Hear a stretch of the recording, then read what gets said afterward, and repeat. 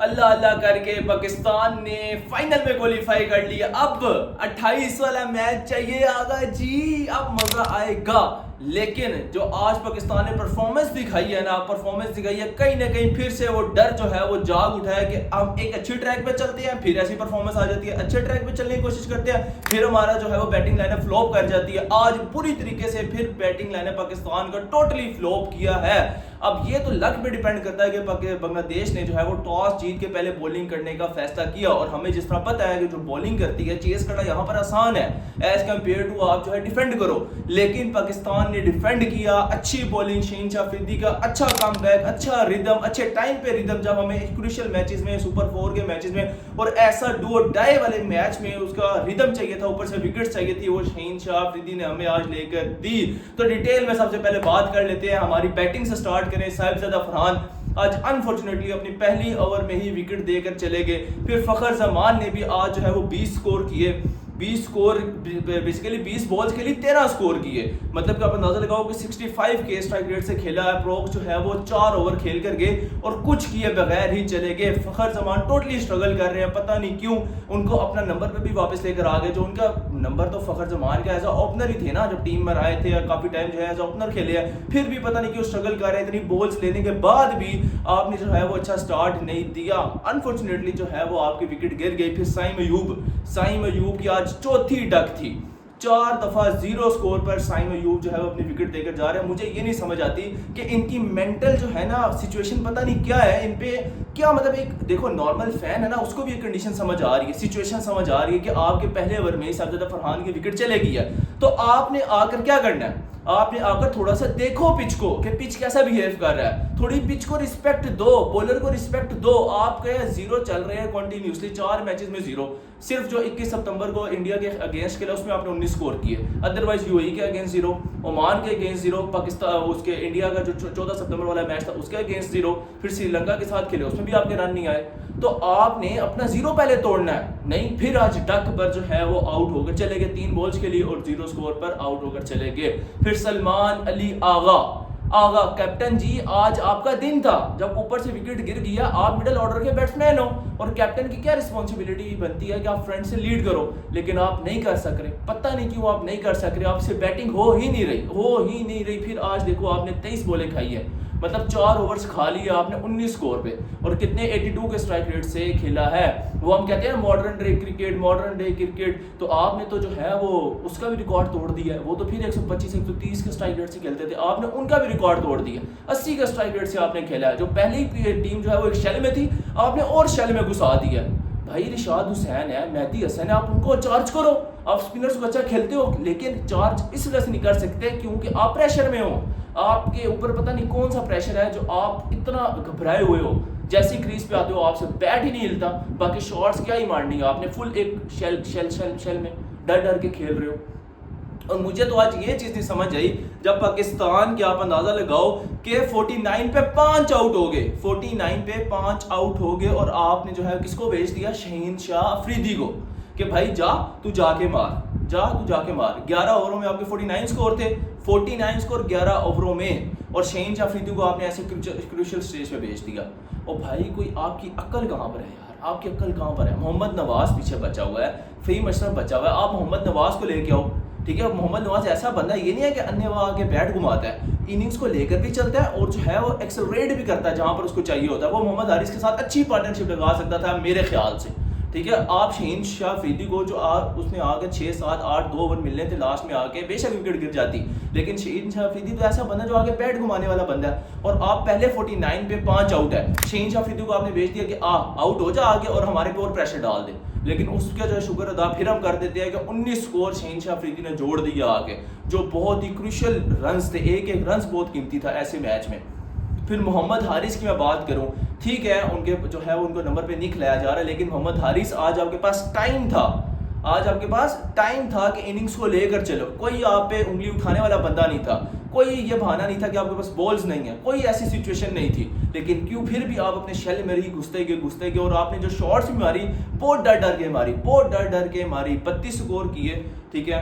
मोहम्मद हारिस ने कितनी बॉल्स पे 31 स्कोर की 23 बॉल्स पे, जो है वो 134 के स्ट्राइक रेट से खेले। ठीक है, क्रूशियल मैच जो थे, रन्स थे इनके, ये बहुत अच्छी जो है वो रन्स थे, ये चाहिए थे टीम के लिए, लेकिन आप फंस के खेलो नहीं, अपनी जो आपकी बैटिंग है उसी को वैसे लेकर चलो। शॉट आपने मारी वो तो अनफॉर्चुनेटली एक आधा आपका जो है वो कैच भी मिस हुआ है जो आप बच गए हो। इसके बाद अगर हम नीचे से देखें, फिर मोहम्मद नवाज ने आगे 25 स्कोर मार दिया 15 बॉल्स पे। फ़हीम अशरफ नॉट आउट गए फ़हीम अशरफ कितनी बॉल्स पे, 9 बॉल्स पे 14 स्कोर करके।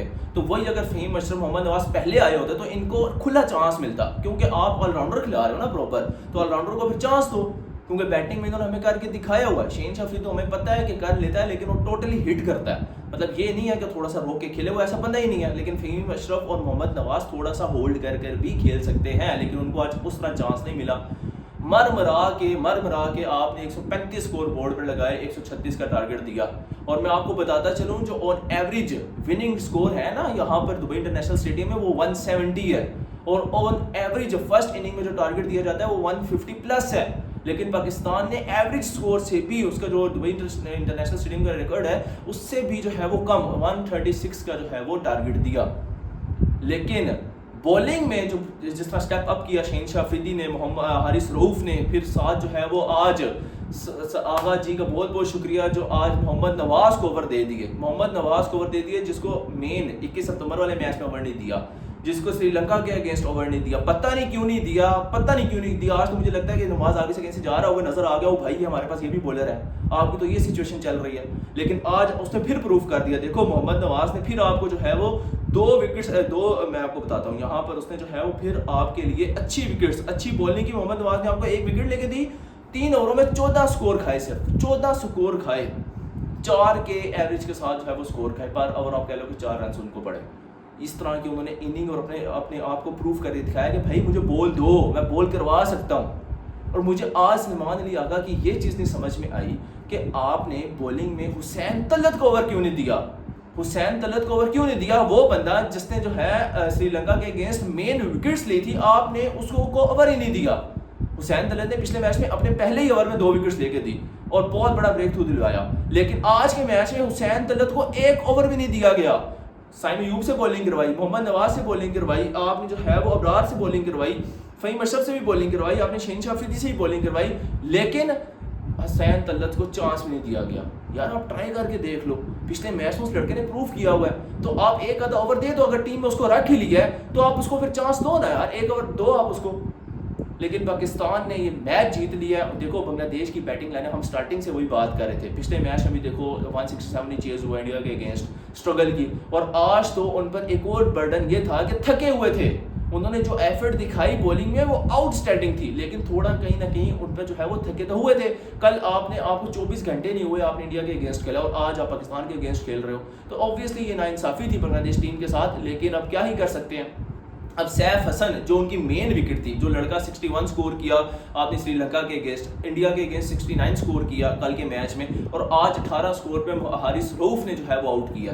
हारिस रऊफ ने उसको आउट किया और वहीं से मैच एक तरफ चले गया था। शहीन अफरीदी ने पहले ओवर में विकेट ले दी, फिर अपने तीसरे ओवर में विकेट ले दी, और चौथे में जो है वो हारिस रऊफ ने विकेट ले ली, तो मैच वहीं से एक साइड पर चले गया था। ये मैच पाकिस्तान ने 11 रन से सिर्फ जीता, सिर्फ 11 रन थे। हम जो बात करते थे ना कि पाकिस्तान टीम जो आगे जो टीम होती है उसके लेवल पर आकर खेलती है, तो सेम वही सिचुएशन हो रही है। ओमान के साथ खेला, फंस कर खेला, यूएई के साथ खेला, फंस के खेला, बांग्लादेश के साथ खेला, तो बैटिंग लाइनअप सबसे कोलैप्स ही कर गई। एशिया कप में आपने यूएई के अगेंस्ट जो है वो अच्छा स्कोर किया था, 140 कर दिया था, आपने ओमान के अगेंस्ट 160 कर दिया था, आपने इंडिया के अगेंस्ट जो है वो 171 कर दिया था। आज तो आपने बांग्लादेश के अगेंस्ट 135। ये बहुत बड़ा क्वेश्चन मार्क है कि आपने इस चीज़ को हाईलाइट करके इसको सॉर्ट आउट करना है। अब 28 को फाइनल होगा। एशिया कप की हिस्ट्री में कभी नहीं हुआ कि पाकिस्तान और इंडिया का फाइनल हुआ हो, लेकिन इस दफ़ा 28 को फाइनल होगा और बहुत बड़ा मैच होगा, मदर ऑफ ऑल गेम्स। तो सब रेडी हो, जो हमारी प्रीव्यू मैच वीडियो जो है वो कल बेसिकली तो इंडिया और श्रीलंका का मैच है, ठीक है, कल इंडिया और श्रीलंका का मैच है 26 सितंबर को, 27 सितंबर को ब्रेक है और 28 सितंबर को बड़ा संडे वाले दिन मैच होगा, फाइनल होगा दुबई इंटरनेशनल स्टेडियम में। तो आपको 27 की सुबह जो है वो प्रीव्यू मैच वीडियो मिलेगी इंडिया वर्सेस पाकिस्तान मैच की, और इंशाल्लाह हम 20 न्यूज़ एक्टिव रहेंगे। और आप जो है वीडियो पसंद आएगी तो उसको लाइक कर देंगे, अच्छा सा कमेंट कर दें, चैनल को सब्सक्राइब कर दें। अगर फेसबुक पर देख रहे हैं तो फॉलो कर दें और चैनल को लाजमी सब्सक्राइब करके बेल आइकन भी प्रेस कर देना ताकि आने वाली हर वीडियो की अपडेट सबसे पहले आप तक आए।